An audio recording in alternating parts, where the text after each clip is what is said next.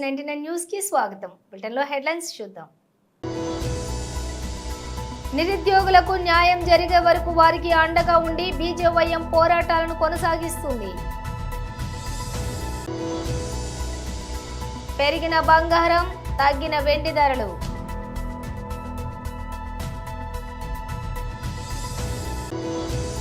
Rohit Sharma Kohli champions trophy 2025 ఆడతారా? Clarity ఇచ్చిన BCCI secretary Jay Shah. Telangana భవన్లో మాజీ మంత్రి MLA Harish Rao press meet. ఇక డీటెయిల్స్ చూస్తే నిరుద్యోగులకు న్యాయం జరిగే వరకు వారికి అండగా ఉండి బీజేవైఎం పోరాటాలను కొనసాగిస్తుంది. కాంగ్రెస్ సర్కార్ నిరుద్యోగుల పట్ల వ్యవహరిస్తున్న తీరుకు నిరసనగా మరో 2 రోజుల్లో బీజేవైఎం ఆధ్వర్యంలో రాష్ట్ర వ్యాప్తంగా ఆందోళన కార్యక్రమాలను చేస్తాం. శ్రీ చేవెళ్ల మహేందర్ బీజేవైఎం రాష్ట్ర అధ్యక్షులు. జనతా పార్టీ రాష్ట్ర అధ్యక్షులు కిషన్ రెడ్డి అన్న గారు, యువ మోర్చా ప్రభారి అయినటువంటి కాసం వెంకటేశ్వర అన్న గారు, నిరుద్యోగుల పక్షాన మనం అందరం కూడా ఉండాలి, తెలంగాణ రాష్ట్రం కూడా సాధించుకుందంతా కూడా నిరుద్యోగులు ఏకమయ్యే మనం అంతా కూడా సాధించుకోవడం జరిగింది. కాబట్టి వారికి జరుగుతున్నటువంటి అన్యాయాన్ని రాష్ట్ర వ్యాప్తంగా ఉన్నటువంటి నలుమూలలకు మనము పరదులి ఈ యొక్క ప్రభుత్వం సరైనటువంటి బుద్ధి తెలియాలని చెప్పేసి కూడా మాకు సూచనలు ఇవ్వడం జరిగింది. 20 రోజుల నుంచి టీఎస్పీఎస్సీ ముట్టడి కావచ్చు, అమరవీరుల స్తూపం దగ్గర ధర్నా కావచ్చు, ఇంద్ర పార్క్ దగ్గర ధర్నా కావచ్చు, ఇలాంటి కార్యక్రమాలన్నీ కూడా తీసుకున్నాం. ముఖ్యంగా ఈ సమావేశం ద్వారా ఏదైతే కాంగ్రెస్ ప్రభుత్వం గతంలో ఇచ్చినటువంటి హామీల కోసమే పోరాటం కొనసాగించడం జరుగుతుంది. యువ మోర్చా మొత్తం కూడా ఇప్పటికైనా రేవంత్ రెడ్డి గారు మేల్కొని నిరుద్యోగులకు అందరూ కూడా మీరు ఇచ్చినటువంటి హామీలన్నింటిని కూడా మీరు పూరించడానికి ప్రయత్నం చేయాలని చెప్పేసి మేమందరం కూడా కోరుకుంటున్నాం. ఏదైతే అశోక్ నగర్ లో వచ్చి రాహుల్ గాంధీ గారు ఏదైతే ఆ యొక్క చెట్టు కింద కూర్చొని నిరుద్యోగులకు అందరూ కూడా 100 రోజులలో అధికారంలోకి వచ్చినటువంటి 100 రోజులలో అన్ని హామీలని తీరుస్తామని చెప్పినటువంటి వ్యక్తి ఎక్కడ పోయినా మీ హామీలు అని చెప్పి అడిగినటువంటి యువ మోర్చా కార్యకర్తల పైన కేసులు బనాయించడం, గాంధీ హాస్పిటల్లో నిరుద్యోగుల కోసం దీక్ష చేస్తుండో అతన్ని చూడడానికి వెళ్తున్నటువంటి సందర్భంలో మమ్మల్ని అందరం కూడా అడ్డుకునే ప్రయత్నం చేయడం, రాత్రికి రాత్రి యువ మోర్చా నాయకులంతా కలిసి దాదాపుగా ఈ ప్రభుత్వం చేసినటువంటి దుశ్చర్యని మేము ఎండగట్టడం కూడా జరిగింది. ఈ సందర్భంగా తెలంగాణ రాష్ట్రంలో యువ మోర్చా ఆధ్వర్యంలో అనేకమైనటువంటి కార్యక్రమాలు తీసుకోవడం జరుగుతుంది. దాంట్లో ముఖ్యంగా జూలై 2వ తేదీ రాష్ట్రంలో ఉన్నటువంటి అన్ని ఎంఆర్ఓ ఆఫీసుల కేంద్రంగా నిరసన కార్యక్రమాలు నిర్వహించడం జరుగుతుంది. అదే విధంగా జూలై 5వ తేదీన కలెక్టర్ ఆఫీసుల కేంద్రంగా నిరసన కార్యక్రమాలు, అదే విధంగా నిరుద్యోగుల ఒక demand group 1, group 2, group 3 mega DSC 33 reservation నిరుద్యోగులకు సంబంధించినటువంటి అంశాలపైన కలెక్టర్ల దగ్గర నిరసన కార్యక్రమం తెలపడం జరుగుతుంది. అంతిమంగా మేము ఒకటి కోరుకుంటున్నాం, నిరుద్యోగుల పక్షాన భారతీయ జనతా పార్టీ బీజేవైఎం ఆధ్వర్యంలో కార్యక్రమాలు తీసుకోబోతున్నాం. వారికి అంతిమంగా న్యాయం జరిగేంత వరకు కూడా భారతీయ జనతా యువ మోర్చా వెనకాడికి వెయ్యదు. మీరు ఎన్ని కేసులు పెట్టినా ఏం చేసినా కానీ నిరుద్యోగుల పక్షాన మేము పోరాటం కొనసాగిస్తాం. గాంధీ హాస్పిటల్ దగ్గర ఏదైతే మీరు ఉద్యోగాల కోసం పోరాటం చేస్తున్నటువంటి యువతని అడ్డుకునే ప్రయత్నం, వాళ్ళని తోయడం, అదే విధంగా మీ యొక్క పోలీసు బలగాలను పెట్టి బల ప్రదర్శన చేసినట్లయితే రాష్ట్ర వ్యాప్తంగా మీకు కూడా అదే గతి పడుతుంది, ఏదైతే కేసీఆర్ పట్టిందో అదే గతి పడుతుంది అని చెప్పేసి ఈ యొక్క సందర్భంగా తెలియజేస్తూ ముగిస్తున్నాను. జై హింద్, జై భారత్. గత కొన్ని రోజులుగా స్థిరంగా ఉన్న బంగారం ధరలు నేడు స్వల్పంగా పెరిగాయి. పుత్తడితో పాటు పెరిగే వెండి ధరలు మాత్రం కొద్దిగా క్షీణించాయి. 24 రేట్ల స్వచ్ఛమైనటువంటి బంగారం ధర, 24 క్యారెట్ల స్వచ్ఛమైన బంగారం ధర 10 గ్రాములకు 400 పెరిగి 73,024కు చేరుకోక 22 క్యారెట్ల పుత్తడి ధర 10 గ్రాములకు 360 పెరిగి 66,890గా నమోదైంది.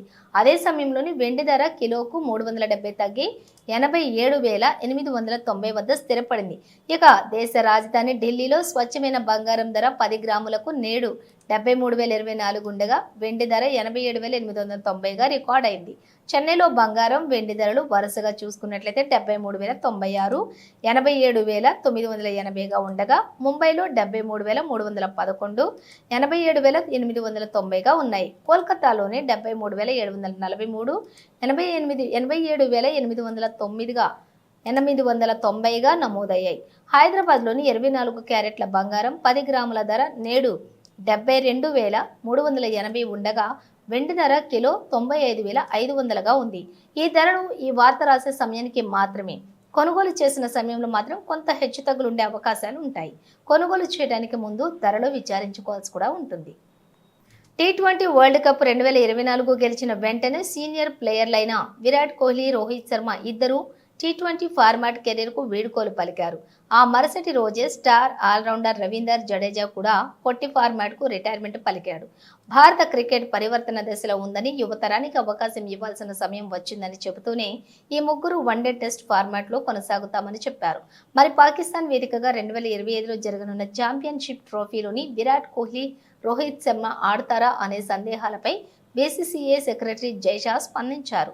ఛాంపియన్స్ ట్రోఫీ 2025 ఆడనున్న భారత జట్టులో విరాట్ కోహ్లీ, రోహిత్ శర్మ భాగమయ్యే అవకాశాలున్నాయని జైషా సంకేతాలిచ్చారు. టీ20 క్రికెట్కు ఈ ముగ్గురు దిగ్గజ ఆటగాళ్లు వీడ్కోలు పలకడంతో జట్లు పరివర్తన జరిగిందని చెప్పి వ్యాఖ్యానించారు. భారత జట్టు పురోగమిస్తోందని, ప్రపంచ టెస్ట్ ఛాంపియన్స్ ట్రోఫీలను గెలవటమే తదుపరి టార్గెట్ అని జైషా అన్నారు. అక్కడ కూడా ఇదే జట్టు ఆడుతుందని, సీనియర్లు ఉంటారని స్పష్టం చేశారు. రోహిత్ శర్మ తర్వాత టీ20 ఫార్మాట్లో టీమిండియా పగ్గాలు హార్దిక పాండ్యా చేపట్టే అవకాశాలు పుష్కలంగా ఉన్నాయి. కెప్టెన్సీ రేస్లో పాండ్యా అందరికంటే కూడా ముందున్నాడు. అయితే కెప్టెన్సీ అంశంపై జైషా స్పందిస్తూ కెప్టెన్ను సెలెక్టర్లు నిర్ణయిస్తారని, సెలెక్టర్లతోటి చర్చించిన తర్వాత నిర్ణయాన్ని ప్రకటిస్తామని జైషా వెల్లడించారు. నిజానికి వరల్డ్ కప్కు పాండ్యాను ఎంపిక చేయడంతో అతడి ఫామ్పై అనేక సందేహాలు కూడా వ్యక్తమయ్యాయని, కానీ సెలెక్టర్లు అతడిపై నమ్మకం ఉంచారని, దీంతో పాండ్యా తనను తాను నిరూపించుకున్నాడని జైషా వ్యాఖ్యానించారు. విజయవాడలోని ప్రేమోన్మాది గడ్డం మణికంఠ హత్య చేసినటువంటి దర్శిని తండ్రి శ్రీరామచంద్రమూర్తి పట్ల రాష్ట్ర ప్రభుత్వం ఇంతవరకు ఎందుకు స్పందించలేదు? టీడీపీ నాయకులు కానీ, కూటమి నాయకులు కానీ స్పందించట్లేదు అంటే కారణం గడ్డం మణికంఠ టీడీపీ కార్యకర్త. ఈ ఘటనకు కూతవేటు దూరంలో deputy CM Pawan Kalyan camp office ఉంది. కనీసం ఆయన కూడా స్పందించడం లేదు. మరణం పట్ల ఇంతవరకు రాష్ట్ర ప్రభుత్వం ఎందుకు స్పందించాలా? హోంమంత్రి గారు ఎందుకు స్పందించాలా? దీనికి కారణం గడ్డం మణికంఠ తెలుగుదేశం పార్టీ కార్యకర్తనా? తెలుగుదేశం పార్టీ సానుభూతిపరుడనా? ఇంత సంచలనం రేపినటువంటి ఈ హత్యపై ఇంతవరకు రాష్ట్ర ప్రభుత్వం కానీ, తెలుగుదేశం పార్టీ నాయకులు కానీ, కూటమి నాయకులు కానీ స్పందించలేదంటే ఖచ్చితంగా గడ్డం మణికంఠ తెలుగుదేశం పార్టీ సానుభూతిపరుడు, తెలుగుదేశం పార్టీ కార్యకర్త కనుకనే ఇంతవరకు రాష్ట్ర ప్రభుత్వం కానీ, హోం మంత్రి గారు కానీ, అదేవిధంగా తెలుగుదేశం పార్టీ నాయకులు కానీ, పశ్చిమ నియోజకవర్గంలో ఉండేటువంటి ఎమ్మెల్యే సుజనా చౌదరి గారు కానీ కనీసం స్పందించకపోవడానికి కారణం ఇవేమి మేము సొంతంగా చెప్తున్నటువంటి మాటలు కాదు. గడ్డం మణికంఠ మీరు చూస్తూ ఉంటే కేశినేని చిన్ని గారితో వారు దిగినటువంటి ఫోటో, మణికంఠ దిగినటువంటి ఫోటో, మరొక ఫోటో కేశినేని చిన్ని గారితో ఉన్న ఫోటో మొన్న ఎలక్షన్ సందర్భంగా, మరొక ఫోటో చూడండి కార్పొరేషన్ ఎన్నికల సందర్భంగా మణికంఠ చంద్రబాబు నాయుడు గారు ప్రచారం చేస్తున్నటువంటి సందర్భంలో ఆయన సెల్ఫీ తీసుకున్నటువంటి ఫోటో కాబట్టే మేము చెప్తా ఉన్నాం, గడ్డం మణికంఠ ముమ్మాటికి తెలుగుదేశం పార్టీ సానుభూతిపరుడే. అతను ప్రేమోన్మాదే, ఇతను దర్శిని తండ్రి శ్రీరామచంద్రమూర్తి గారిని అత్యంత దారుణంగా, కిరాతకంగా నడి రోడ్డు మీద అత్యంత పాశవికంగా చంపేసిన ఇంతవరకు రాష్ట్ర ప్రభుత్వం స్పందించలేదు. ఒక యువతకి ఇంత దారుణం జరిగితే హోంమంత్రి అనిత గారు కూడా స్పందించరా? ఈ ఘటనకి కూతవేటు దూరంలో డిప్యూటీ సీఎం పవన్ కళ్యాణ్ గారి క్యాంపు కార్యాలయం కూడా ఉంది. కనీసం వారు కూడా స్పందించలా. ఇంతకన్నా అన్యాయం ఏమైనా ఉంటుందా? విజయవాడ నగరం నడి బొడ్డున దర్శిని కుటుంబానికి ఇంత ఘోర అన్యాయం జరిగితే రాష్ట్ర ప్రభుత్వం స్పందించకపోవడం ఏంటి? కూటమి అధికారంలోకి వచ్చిన దగ్గర నుంచి రాష్ట్రంలో మహిళల మీద, యువతల మీద వరుసగా అఘాయిత్యాలు జరుగుతూ ఉన్నాయి, హత్యలు జరుగుతూ ఉన్నాయి. దీని మీద రాష్ట్రంలో ఉండేటువంటి యువతలు, మహిళలు చాలా గందరగోళపడుతూ ఉన్నారు, ఆందోళన చెందుతూ ఉన్నారు. తెలంగాణ భవన్లోని మాజీ మంత్రి MLA Harish Rao press meet నిర్వహించారు. ఇన్ఫ్యాక్ట్ నాది మీతో రిక్వెస్ట్ ఏంటంటే మా ప్రెస్ మీట్ను వీలైతే మీరు సీనియర్ జర్నలిస్టులు ఉన్నారు, మీ మేనేజ్మెంట్స్ కూడా చెప్పి క్షేత్రస్థాయిలో కూడా ఒకసారి కొంచెం రిపోర్ట్ తీసుకొని ప్రజలకు పెట్టాల్సిన అవసరం కూడా ఉంది. ప్రభుత్వాన్ని కొంచెం తట్టి నిద్రపోతుంది, నిద్రలేపాల్సిన అవసరం కూడా ఉంది. పరిస్థితులు చాలా దారుణంగా ఉన్నాయి. మేము చెప్పడమే కాదు, మీరు కూడా సామాజిక బాధ్యత నిర్వహిస్తుంటారు. కొంచెం నిర్వహించే విధంగా ఈ అంశాన్ని కొంచెం మీరు కూడా టేకప్ చేయాలని కూడా నా విజ్ఞప్తి. ముఖ్యంగా ఈరోజు రాష్ట్రంలో గ్రామాలు పట్టణాల్లో పారిశుద్ధ్యం అంతా కూడా నిలిచిపోయి మలేరియా, డెంగ్యూ, వైరల్ ఫీవర్స్తో ప్రజలు చాలా బాధపడుతూ ఉన్నారు. గాంధీజీ కలలుగన్న గ్రామ స్వరాజ్యాన్ని తీసుకురావడం కోసం గౌరవనీయులు మాజీ ముఖ్యమంత్రి వర్యులు కేసీఆర్ గారు పల్లె ప్రగతి, పట్టణ ప్రగతి కార్యక్రమాన్ని తెచ్చి పల్లెల్ని అద్దాల్లాగా మార్చారు. పట్టణాల్లో అద్భుతమైనటువంటి అభివృద్ధిని సాధించింది బీఆర్ఎస్ ప్రభుత్వం. గ్రామాల అభివృద్ధి దేశ అభివృద్ధికి మార్గదర్శకమని గ్రామాల్లో పరిశుభ్రత, స్వచ్ఛత లక్ష్యంగా అనేక కార్యక్రమాలను బీఆర్ఎస్ పార్టీ చేపట్టింది. పల్లె ప్రగతి, పట్టణ ప్రగతిలో భాగంగా ప్రతి సంవత్సరం కూడా 2 టైమ్స్ డ్రైవ్ చేసేవాళ్ళం. ఒకటి వర్షాకాలం ప్రారంభంలో జూన్లో స్పెషల్ డ్రైవ్ ఉండేది. తర్వాత మార్చి నెలలో ఒక డ్రైవ్ చేసేవాళ్ళం. ఫిబ్రవరి, మార్చిలో ఒక డ్రైవ్ చేసేవాళ్ళం. దాంతో గ్రామాల్లో చాలా అద్భుతమైనటువంటి ప్రోగ్రెస్ వచ్చింది. ముఖ్యంగా గ్రామాల్లో మీరు చూస్తే avenue plantation, nursery, dump yard, పిచ్చి మొక్కల తొలగింపు, వైకుంఠధామాల నిర్మాణము, వెజ్ నాన్ వెజ్ మార్కెట్ల నిర్మాణము, ఇట్లా చాలా చక్కగా గ్రామాలను మేము మా ప్రభుత్వ హయాంలో అభివృద్ధి చేశాం. కానీ 7 నెలల కాంగ్రెస్ పాలనలో పారిశుద్ధ్యం పడకేసింది. పట్టించుకోవాల్సినటువంటి ప్రభుత్వం ఇలా మొద్దు నిద్రపోతూ ఉంది. 7 నెలల్లో గ్రామ పంచాయతీలకు కాంగ్రెస్ ప్రభుత్వం వచ్చిన తర్వాత 7 పైసలు కూడా విడుదల చేయలేదు. నాట్ ఈవెన్ ఏ సింగిల్ పై. ఈ ప్రభుత్వం వచ్చిన 7 నెలల్లో గ్రామ పంచాయతీలకు నయా పైసా కూడా విడుదల చేయలేదు. ఆ రోజు కేసీఆర్ గారు ప్రభుత్వం ఉన్నప్పుడు పల్లె ప్రగతి కింద టంచన్ల ఎట్లయితే ఉద్యోగస్తులకు జీతాలు పడ్డాయో ప్రతి పల్లెకు కూడా జనాభా ప్రాతిపదికన నిధులు ఇచ్చాం. పట్టణాలకు నిధులు ఇచ్చాం. ప్రతి నెల పల్లె ప్రగతి, పట్టణ ప్రగతి కింద గ్రామ పంచాయతీలకు, మున్సిపాలిటీకు బీఆర్ఎస్ ప్రభుత్వం నిధులు ఇచ్చేది. కానీ కాంగ్రెస్ ప్రభుత్వం వచ్చిన తర్వాత 7 నెలల్లో పల్లెలకు కానీ పట్టణాలకు కానీ ₹1 కూడా విడుదల చేయనటువంటి పరిస్థితి ఏర్పడ్డది. ఆ రోజు బీఆర్ఎస్ ప్రభుత్వ హయాంలో తెలంగాణ పల్లెలు దేశానికి ఆదర్శంగా నిలిచాయి. మనం ఈ దేశంలో ఎక్కడ లేని విధంగా చిన్న కుగ్రామమైనా సరే ప్రతి గ్రామ పంచాయతీకి కూడా ట్రాక్టరు, ట్యాంకరు, ట్రాలీ, వైకుంఠధామము, నర్సరీ, డంప్ యార్డు, పల్లె ప్రకృతి వనము, ఇట్లా ప్రతి గ్రామ పంచాయతీకి ఏర్పాటు చేసి దేశానికి ఆదర్శంగా తెలంగాణ పల్లెల్ని నిలిపారు కేసీఆర్ గారు. ఈరోజు ఏమైంది? స్థానిక సంస్థల కాలం, సర్పంచుల పదవి కాలం ముగిసింది. ఇప్పటికీ ఎలక్షన్లు పెట్టే పరిస్థితి లేదు. ఎల్లుండి 4వ తేదీ వాళ్ళు ఎంపీటీసీలు, ఎంపీపీలు, జెడ్పీటీసీల కాల పరిమితి కూడా, జిల్లా పరిషత్ల కాల పరిమితి ముగుస్తూ ఉంది. దానికి ఎన్నికలు పెట్టే ఆలోచనలో లేదు ప్రభుత్వం. ఇట్లా మరి వెంటనే ఎన్నికలు పెట్టాలి, గ్రామ పంచాయతీలకు, మున్సిపాలిటీలకు నిధులు విడుదల చేసి పారిశుద్ధ్య నిర్వహణను మెరుగుపరచాలని చెప్పి మేము ప్రభుత్వాన్ని డిమాండ్ చేస్తూ ఉన్నాం. ఆ రోజు బీఆర్ఎస్ ప్రభుత్వం వచ్చినాడు మొత్తం తెలంగాణ రాష్ట్రంలో కేవలం 87 ట్రాక్టర్లు మాత్రమే ఉండేవి. గ్రామాల్లో చెత్త సేకరణకు 87 ట్రాక్టర్లు మాత్రమే ఉండేవి.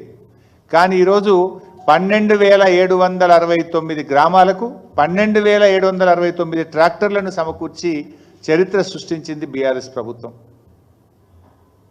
అసలు గ్రామ పంచాయతీలకు ఈ దేశంలో అవార్డులు ఇస్తే తెలంగాణ పల్లెలు లేకుండా అవార్డులే లేవు. గ్రామ పంచాయతీల కేంద్ర ప్రభుత్వం ప్రతి సంవత్సరం అవార్డు డిక్లేర్ చేస్తే ఉత్తమ పల్లెలంటే తెలంగాణ పల్లెలు, ఉత్తమ మండలాలంటే తెలంగాణ మండలాలు, ఉత్తమ జిల్లాలు అంటే తెలంగాణ జిల్లాలు ఉండేవి. అట్లా 19 దీన్ దయాల్ ఉపాధ్యాయ పురస్కారాలు కానీ, సంసద్ ఆదర్శ్ గ్రామ యోజనల్లో 20 గ్రామాల్లో చూస్తే 11 గ్రామాలు తెలంగాణ పల్లెలే ఉండేవి. ఈ రకంగా ఎన్నో అద్భుతమైనటువంటి అవార్డులను తెలంగాణ సొంతం చేసుకున్నదంటే గతంలో బీఆర్ఎస్ ప్రభుత్వం చేసినటువంటి కృషి. కానీ ఇలా కాంగ్రెస్ పాలనలో గ్రామ పంచాయతీలు కూనరిల్లుతా ఉన్నాయి. అస్తవ్యస్తమైనటువంటి పాలనతో పల్లెలు కన్నీరు పెట్టే పరిస్థితి ఏర్పడ్డది. 7 నెలల్లో తిరిగి ఇలా మురికి కూపాలుగా మార్చే దిశగా పోతా ఉన్నాయి పల్లెలు. ట్రాక్టర్లు నడిపేందుకు డీజిల్కు డబ్బులు లేవు. అక్కడ పెట్రోల్ బంకుల్లో ఉద్దరబోస్తలేరు డీజిల్. 4 నెలలు 5 నెలలు ఉద్దరబోసి. కాకినాడ కలెక్టర్ కార్యాలయంలోని శాఖల వారీ సమీక్షా సమావేశంలో ఉప ముఖ్యమంత్రి శ్రీ పవన్ కళ్యాణ్ పాల్గొన్నారు.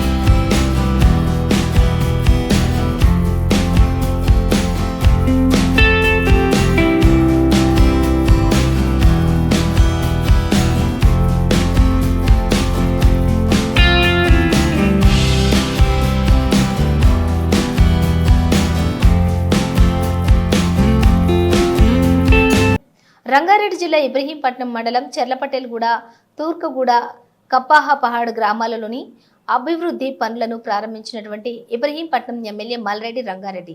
ఈ సందర్భంగా ఎమ్మెల్యే మాట్లాడుతూ గత 10 సంవత్సరాల కాలంలో తెలంగాణలో ముఖ్యంగా ఇబ్రహీంపట్నంలో టీఆర్ఎస్ ప్రభుత్వం ప్రజలను పట్టించుకోలేదని, ప్రజా సమస్యలను పరిష్కారం చేయడంలో పూర్తిగా విఫలమైందని అన్నారు. ముఖ్యమంత్రి రేవంత్ రెడ్డి నాయకత్వంలో కాంగ్రెస్ ప్రభుత్వం ప్రజాపాలన కార్యక్రమానికి శ్రీకారం చుట్టిందని, దాని ద్వారా గ్రామాలలో మౌలిక సదుపాయాలను, ప్రజా సమస్యలను పరిష్కారం చేస్తామని రంగారెడ్డి అన్నారు. దాదాపుగా అన్నీ కూడా ప్రారంభోత్సవాలు చేసుకొని గ్రామాలలో ఉండేటువంటి సమస్యలు మేము ఎప్పుడైతే ఎన్నికలకు ముందు ప్రజాపాలన మేము చెప్పినటువంటి అన్ని పథకాలు అమలయ్యే విధంగా మేము ఇప్పటికే చెప్పినాం. అధికారులకు ఇప్పుడే మరొక్కసారి చెప్పినా, ఏ గ్రామానికి వెళ్ళినా ఎంతమందికి పట్టాలు లేవు, ఎంతమందికి పింఛన్లు లేవు, ఎంతమందికి ఇండ్లు లేవు, ఎంతమందికి మేము ఇచ్చిన పథకాలలో ఇన్వాల్వ్ కాలేదు అనేటివి చెప్పినాం. అవి నేను ఒక 15 రోజుల్లో అన్ని గ్రామాల్లో మొత్తం గ్రామాల వైజ్గా తీసుకొని రివ్యూ చేసి అన్ని పనులు మొదలుపెట్టే కార్యక్రమం నేను చేస్తాను. మనకి ఇప్పటికే ఇబ్రహీంపట్నం నియోజకవర్గం అంటే దీపం కింద చీకటిలాగా ఉంది. హైదరాబాద్ నగరానికి కూతపెట్టు దూరంలో ఉంది. కానీ పేదరికం, ఇలాంటి పెంకుటిళ్ళు ఇంకా ఎక్కడ చూసినా ఉన్నాయి. అందుకే మేము అన్నాం, వాళ్ళు ఎవరైతే పెంకుటిళ్ళల్లో ఉన్నారో మొట్టమొదటిగా వాళ్ళకి అదే జాగాలో ఎస్సీలు అయితే 6 లక్షలు, బీసీలు అయితే 5 లక్షలు ఇస్తాం, మీరు అవిటిని కట్టుకోండి మీ జాగాలలో అని చెప్తున్నాం. జాగా లేకపోతే పట్టా ఇచ్చి ఇల్లు కట్టుకోమంటున్నాం. గడిచిన 10 సంవత్సరాలు ఈ రాష్ట్రంలో 7 లక్షల కోట్ల రూపాయలు అప్పు చేసిండ్రు. పేదోళ్ళని ఎత్తిన పెట్టిండ్రు. ఒక్క ఇల్లు కట్టలే, ఒక కొత్త పింఛన్ ఇవ్వలే, ఒక కొత్త రేషన్ కార్డు ఇవ్వలే, ఒక కొత్త రైతుల. రంగారెడ్డి జిల్లాలో ఉండే ఎమ్మెల్యేలలో కానీ, గ్రేటర్ హైదరాబాద్లో ఉండే ఎమ్మెల్యేలలో కానీ 32 మంది ఎమ్మెల్యేలు ఉన్నాం. అందులో గెలిచింది ఏకైక ఎమ్మెల్యే ఇబ్రహీంపట్నం. మరి ఆ ఇబ్రహీంపట్నం ఎమ్మెల్యేకు తప్పకుండా వస్తుందని ఆశిస్తున్నాం. కాబట్టి తప్పకుండా. పింఛన్లపై తప్పుడు ప్రచారం సిగ్గుచేటు. ప్రజలు 11 సీట్లకు పరిమితం చేసిన వైసీపీ తీరు మారలేదు. జవహర్.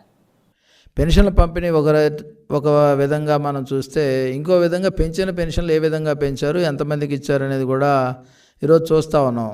రౌతు కొద్ది గుర్రం అని గతంలో జగన్మోహన్ రెడ్డి ఏదైతే చేశాడో అది చంద్రబాబు నాయుడు గారు చేయకుండా ఈరోజు 1వ తారీఖునే వాళ్ళకి అందరికి కూడా పెన్షన్ల పంపిణీ చేయడం అనేది చారిత్రాత్మకమైనటువంటి విషయం. అందులో అంతేకాకుండా సాక్షాత్తు ఒక ముఖ్యమంత్రి ఒక పేదవాళ్ళ ఇంటికి వెళ్ళి వాళ్ళకి పెన్షన్ అందజేసి వాళ్ళ కళ్ళల్లో ఆనందం చూసినటువంటి పరిస్థితి చూస్తూ ఉంటే ఈ రాష్ట్రంలో నిజమైనటువంటి ఆపద్బాంధవుడు ఎవరైతే ఈ పెన్షన్ల కోసం ఎదురు చూస్తూ ఉన్నారో, ప్రభుత్వ ఆసరా కోసం చూస్తూ ఉన్నారో వారందరికీ కూడా చంద్రబాబు నాయుడు గారు దేవుడైనటువంటి పరిస్థితి ఈరోజు మనం చూస్తూ ఉన్నాం.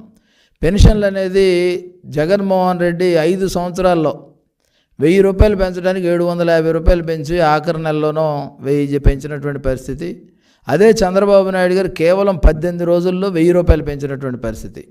అంతేకాకుండా పెన్షన్ చరిత్ర ఒకసారి తీసుకుంటే అన్న నందమూరి తారక రామారావు గారు 30 రూపాయల పెన్షన్ని ఆ రోజు వృద్ధులను చూసిన తర్వాత ఆయన ఇచ్చినటువంటి పరిస్థితి దేశ చరిత్రలోనే ఎక్కడా లేదని విధంగా ఆయన చేసినటువంటి పరిస్థితి. ఆ రోజు ఉన్నటువంటి పెన్షన్ 30 నుంచి 75 చేశాక 75 నుంచి 200 చేయటం, అదేవిధంగా 200 నుంచి ఒకేసారి చంద్రబాబు నాయుడు గారు 1000 రూపాయలు చేయటం, 1000 నుంచి 2000 చేస్తే జగన్మోహన్ రెడ్డి పూర్తిగా 5 సంవత్సరాల్లో ఆయన చేసింది కానీ చంద్రబాబు నాయుడు గారు కాకుండా ఇతరులు చేసింది ఏదైనా ఉంటే కేవలం 1100-1200 రూపాయలు మాత్రమే పెంచినటువంటి పరిస్థితి. చంద్రబాబు నాయుడు గారు ఒక్కళ్ళే 2845 రూపాయల పెన్షన్ని ఈరోజు పెంచినటువంటి పరిస్థితి చూస్తూ ఉంటే ఎవరైతే పేదలు ఉన్నారో, ఎవరైతే వృద్ధులు, దివ్యాంగులు, అదేవిధంగా వితంతువులు ఉన్నారో వాళ్ళకి చంద్రబాబు నాయుడు గారు ఈరోజు పెంచినటువంటి పెన్షన్లు వాళ్ళు ఈ సమాజానికి బరువు కాదు, ఈ సమాజం యొక్క బాధ్యత, సమాజం బాధ్యత అంటే ప్రభుత్వం బాధ్యత అని ఆయన ఈరోజు వాళ్ళు తీసుకున్నటువంటి పరిస్థితి చూస్తూ ఉన్నాం. ఈరోజు ఆయన పెంచినటువంటి పెన్షన్లు ఎవరైతే ఎన్నికల ముందు ఆయన వాగ్దానం చేసి ఏప్రిల్, మే, జూన్ కలిపి వాడు పెంచినటువంటి పెన్షన్లు ఆ 3 నెలలకి కలిపి ఈ నెలలో ఉన్నటువంటి 4000 అవి 3000 మొత్తంగా 7000 రూపాయల పెన్షన్ని నేరుగా ఇంటికి తీసుకువెళ్ళి ఇచ్చినటువంటి పరిస్థితి. అంతేకాకుండా దివ్యాంగులకు సంబంధించి 6000 రూపాయల పెన్షను పూర్తిగా దివ్యాంగులుగా ఉన్న వాళ్ళు 100% ఏదైతే వాళ్ళు ఉన్నారో వాళ్ళకి 15000 రూపాయల పెన్షన్ ఈరోజు నేరుగా ఇంటికి తీసుకెళ్ళి ఇచ్చినటువంటి పరిస్థితి చూస్తూ ఉంటే ఆంధ్రప్రదేశ్లో ఎవరైతే ఆసరా కోసం, ఆంధ్రప్రదేశ్లో ఎవరైతే భరోసా కోసం, ఆంధ్రప్రదేశ్లో ఎవరైతే తమ బ్రతుకు భారం కాకుండా ఉండాలి అని భగవంతుని ప్రార్థన చేసుకున్నారో వాళ్ళందరికీ నిన్న పండుగ రోజుగా ఉన్నటువంటి పరిస్థితి. ఈ ప్రభుత్వం పూర్తి బాధ్యత తీసుకొని వాళ్ళందరికీ కూడా పెన్షన్లు సరఫరా చేసినటువంటి పరిస్థితి మనం చూస్తూ ఉన్నాం. 18వ లోక్సభ సభలో రాష్ట్రపతి ప్రసంగానికి ధన్యవాదాలు తెలిపే తీర్మానంపై శ్రీ సంతోష్ పాండే చేసిన వ్యాఖ్యలు. आज कीमती समय बोलने के लिए अवसर प्रदान किया।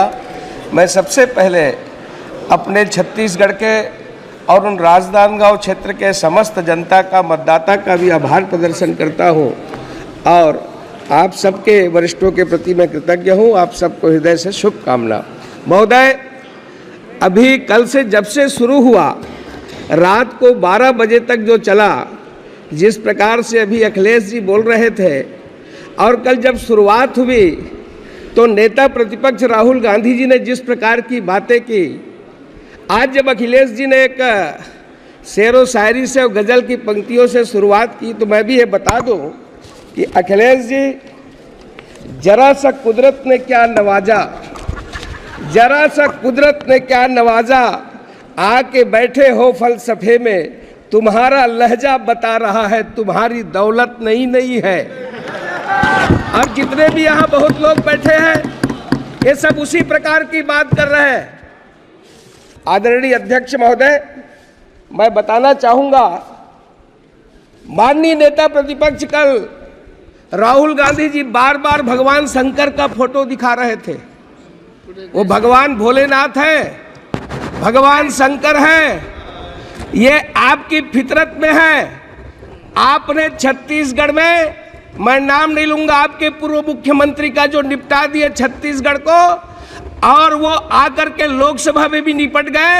वो महादेव जी के नाम से सट्टा चला रहे थे जिसे छत्तीसगढ़ की जनता ने निपटा दिया। आपको ध्यान होगा 6000 करोड़ से ऊपर का सट्टा जिसका संचालन आपके पूर्व मुख्यमंत्री ने किया। भगवान शंकर को ऐसे आसानी से ना ले और बात बात में चित्र दिखाने की कोशिश ना करें। राहुल गांधी जी, आपने जो शुरुआत की है, आपने जो जिस प्रकार से हिंदुत्व को लेकर के, हिंदू को लेकर के और भारतीय जनता पार्टी के लोगों को जो आपने जो हिंसक कहा है, मैं आपसे कुछ प्रश्न पूछना चाहता हूं और मैं माननीय अध्यक्ष महोदय जी के सामने इस सदन में रखना चाहता हूं। क्या हिंदू हिंसक हो रहा है? भाजपा हिंसा की बात करती है। इस हिंदुस्तान के अंदर हिंसा कौन फैला रहा है? कितना हिंसक हिंदू समाज हुआ है, कितना हिंसक ये तथाकथित शांतिप्रिय समाज है, ये पूरा भारत जानता है। क्या कर्नाटक में प्रवीण नेतारू की हत्या हिंदू समाज की भीड़ ने की थी? क्या राजस्थान के अंदर वो कन्हैयालाल टेलर की हत्या गला रेत करके क्या हिंदू समाज ने की थी? क्या हिंदू समाज है जो अलग अलग जगह पर हंगामा खड़ा कर रहा है? जिस तरीके से घटनाएं पूरे हिंदुस्तान के अंदर हो रही है। राहुल गांधी जी, आपने जो सवाल किया है, जम्मू कश्मीर में बम विस्फोट करने वाला किस समाज का है? जम्मू कश्मीर में हमला करने वाले वो किस समाज से आते हैं? समाज के अंदर चिल्ला चिल्ला करके ये బులెటిన్ ముగించే ముందు హెడ్లైన్స్ మరోసారి. నిరుద్యోగులకు న్యాయం జరిగే వరకు వారికి అండగా ఉండి బీజేవైఎం పోరాటాలను కొనసాగిస్తుంది. పెరిగిన బంగారం, తగ్గిన వెండి ధరలు.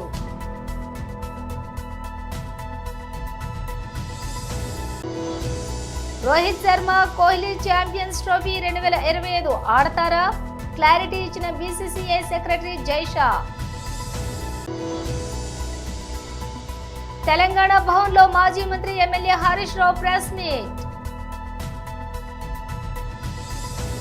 ఇవి బులెటిన్ విశేషాలు. మరో బులెటిన్తో మళ్ళీ కలుద్దాం.